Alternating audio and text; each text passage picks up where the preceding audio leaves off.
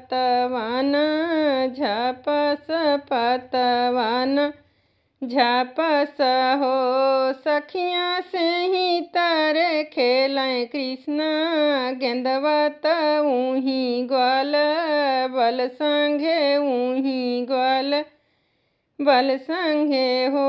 खेलत खेलत गेंद गिर गया जमुना जल भीतर जमुना जल भीतर हो।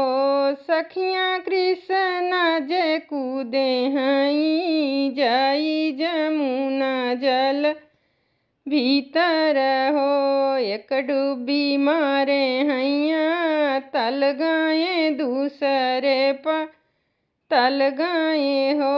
सखियाँ तीसर डुब्बी मारे काली दह गए जहाँ नाग सोवैत नागिनी जगई हो।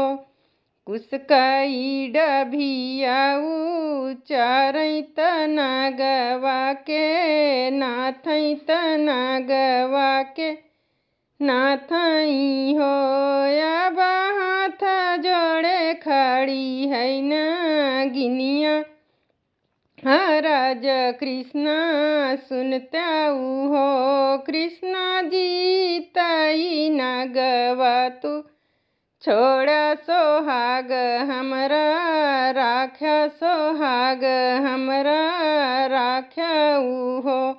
छोटा ही पेड़वा कदम कर पतवान झपस पतवान झपस हो। सखियाँ से ही तारे खेलें कृष्ण गेंदवत ऊही ग्वाल बल संगे ऊही ग्वाल बल संगे हो।